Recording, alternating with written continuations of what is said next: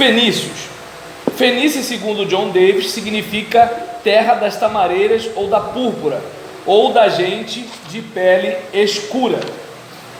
Plantada na orla do Mediterrâneo, que ia do rio Litani, ou Litani, no sul ao Arvade, no norte, numa extensão de mais ou menos 240 quilômetros, numa profundidade de 50 quilômetros, leste a oeste. Terra muito acidentada, sáfara e grandemente pedregosa.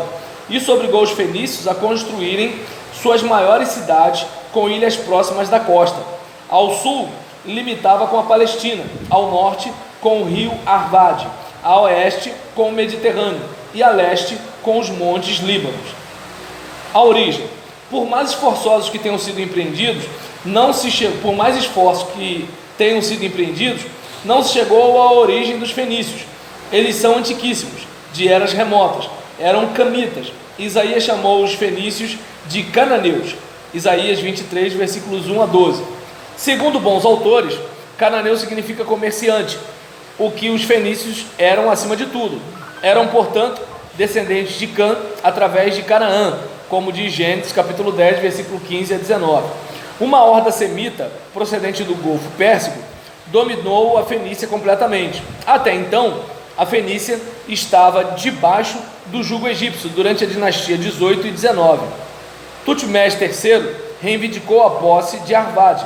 Heródoto diz que os fenícios vieram por terra do Golfo Pérsico, através do Mar Vermelho. O Antigo Testamento não menciona uma vez sequer o nome Fenícia. Já no Novo Testamento, o termo aparece 3 vezes: Atos 11, 19, Atos 15, 3, Atos 21, 2. Outra alusão é feita em Marcos 7, versículo 26, na designação Ciro-Fenícia. Expansão. Como eram comerciantes por excelência, tornaram-se navegadores e dos maiores da antiguidade. Fundaram grandes colônias ao longo de seu ciclo de navegação. Primeiro Chipre, depois Cilícia, então Rhodes, Sicília, Malta, Gozo, Pautelaria, Sardenha, Cádiz, que entre parênteses atual Espanha, Úrica e Cartago. No norte da África, pela hegemonia do Mediterrâneo, venceram os etruscos e se tornaram os senhores do mar. Tinham linhas de navegação com o Egito, cujo comércio de madeira era dos mais poderosos. Fundaram também colônias em Jope, Dor, Acre, Ugarite e Rachanha. Comércio. Os fenícios sempre se dedicaram em grande escala ao comércio. Leia o relato de Ezequiel 27, que descreve com requintes de detalhes os gêneros que eles negociavam com as maiores nações da terra e revela a capacidade desse povo na arte do negócio. Seus colossais estoques eram armazenados nas colônias, o que tornavam essas cidades riquíssimas e poderosas. Nas palavras de Isaías, a Fenícia, a feira das nações. Isaías 23, versículo 3. Vamos lá. Cidades. Duas grandes cidades, duas grandes cidades, dentre outras, tornaram a Fenícia conhecida no mundo, rica e famosa: Tiro e Sidom. Sidom floresceu primeiro, mas entre os séculos 13 a 12 a.C., os heteus invadiram o norte da Fenícia e arruinaram Sidom. Com sua decadência, veio a ascensão de Tiro, cerca de 1200 a.C., e os heteus foram expulsos pelos povos do mar. A descrição que a Bíblia faz de Tiro empolga qualquer um. Tudo nela brilhava, porque era revestida de ouro e pedras preciosas. Era uma fortaleza no meio dos mares. Suas avenidas eram largas e bonitas, bem arborizadas. Seus edifícios eram suntuosos e nobres. Tudo nela denotava as fabulosas riquezas em seus cofres ou nos depósitos de mercadoria. Os fenícios também, eles eram sábios.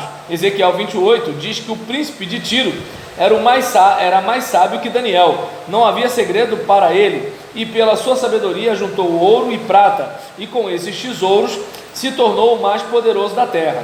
A referida escritura o compara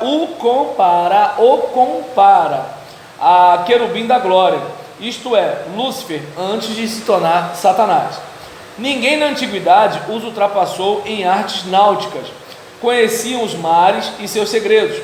Creio que vieram muitas vezes à América Irão, rei de Tiro, juntou suas forças às de Salomão e foram a Tarsis e depois Ofir, de onde levaram em sucessivas viagens toneladas de ouro. Eram diplomatas, sabiam negociar com os poderosos das nações, não só com mercadorias, mas na área política. Tiro era uma fortaleza quase inexpugnável, não temiam ataques inimigos, não precisavam guerrear. Sabiam, entretanto, a arte da guerra e a empregavam muitas vezes contra os etruscos e os romanos, principalmente contra os cipiões. Perdão. Irão, poderoso rei de Tiro, foi o grande amigo de Davi. Forneceu madeira para Davi construir em Jerusalém a casa real e depois para Salomão erigir o templo. Sabia cortar madeira no Líbano com mestria. Detiveram por muito tempo o segredo da fabricação do vidro. Fabricavam púrpura, perfumes e lindas cerâmicas. Eram grandes artistas, pois puderam emprestar Irão a Salomão para a construção do templo do Senhor em Jerusalém. Religião. A atividade religiosa dos fenícios convergia para duas divindades principais, Baal e Astarote. O primeiro era mais importante, cuja imagem era monstruosa, grosseira até. Forte Deus, cruel, vingativo, cuja ira só era aplacado com sacrifícios de vidas humanas. Homens e mulheres, rapazes e donzelas, crianças. Israel importou muitas vezes esse culto pernicioso. Juízes 6:25, primeiro livro de Samuel, capítulo 7, versículo 3, e abominável.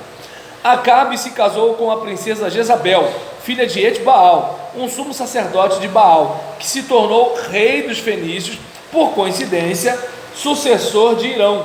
Baal entrou em Israel pela porta da realeza, aí fica mais difícil, né? Porque vem pela liderança. O prejuízo que isso causou tanto ao reino do norte como ao do sul foi incalculável. Relação com o povo de Deus. As relações entre fenícios e hebreus foram sempre boas e amistosas.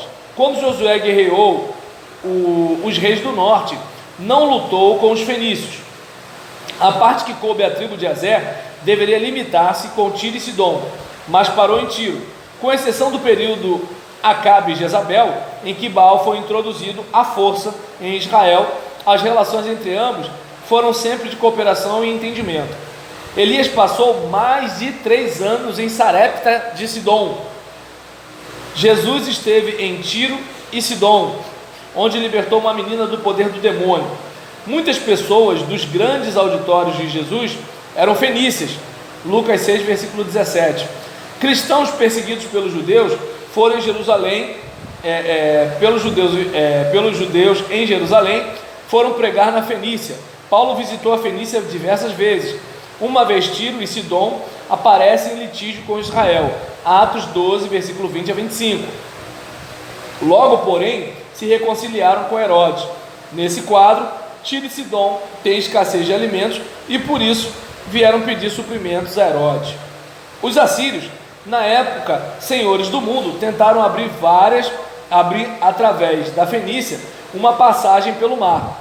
Tiglat-Pileser, primeiro, entre 1100 a.C., não conseguiu seu plano total. Assurbanipal, em 876 a.C., se apoderou de Tiro e Sidom. Os persas mantiveram a Fenícia subjugada. Em 520 a.C., quando Tiro começou a decair, Cartago autonomiza-se da pátria-mãe. Em 333 a.C., Alexandre Magno conquista e destrói a cidade de Tiro. Tigranes, o armênio, governa a Fenícia por um breve período.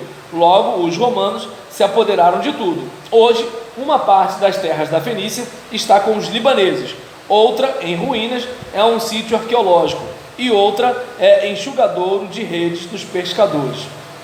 E aí, em relação à questão dos sírios ou sírios, a Síria já foi confundida com Arã, erro que já foi corrigido. Que horas tem aí no seu telefone? 8h16. No seu? Ah, que dó. Fez sinal ou só está coçando a cabeça? Fala. Quando eu fui lá em Sidom, realmente é um sítio arqueológico de lá. Isso. Onde são um monte de pedra e a pessoa que explicou explicou lá como é que era, mas lá é tipo uma parte do Líbano ainda. Falou que não é do Líbano, não, é do Líbano.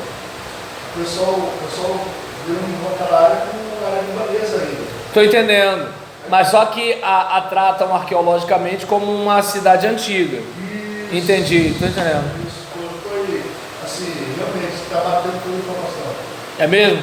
Eu também, quando eu fui a Nova Iguaçu, eu também vi uma cidade arqueológica, entendeu? E aí, com todo respeito a Nova Iguaçu, por favor. Então, a Bíblia reserva um lugar humilde para a Síria. As razões possíveis talvez sejam por sua posição geográfica entre poderosas nações cananeias, os heteus e os assírios que impediram sempre o seu os heteus e os assírios que impediram sempre o seu progresso. Plantada no antigo planalto de Anatólia, limita-se ao norte com a Ásia Menor, ao ocidente com o Mediterrâneo, a sudeste com a Galileia e a sudoeste com o deserto sírio-arábico. Seus rios principais são Eufrates, Oronte, Farfar e Albana. Suas principais cidades são Damasco, Homs, Hamate, Alepo e Antioquia. No terceiro milênio a.C., um grupo semítico de amorreus saiu da península do Sinai e foi habitar na Síria. No segundo milênio, um respeitável grupo de arameus chegou também à Síria.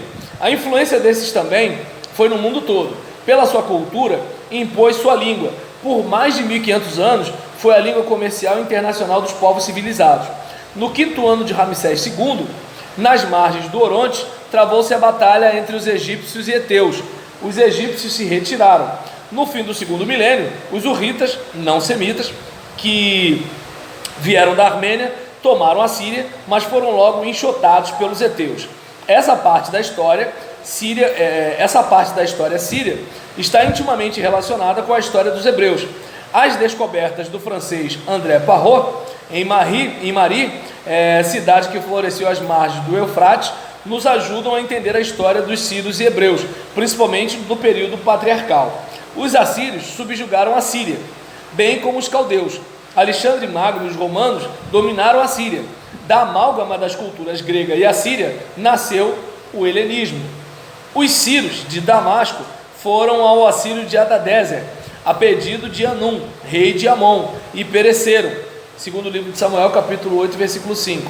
Síria se tornou uma ameaça constante para Israel. Primeiro livro dos Reis, capítulo 15, versículo 9.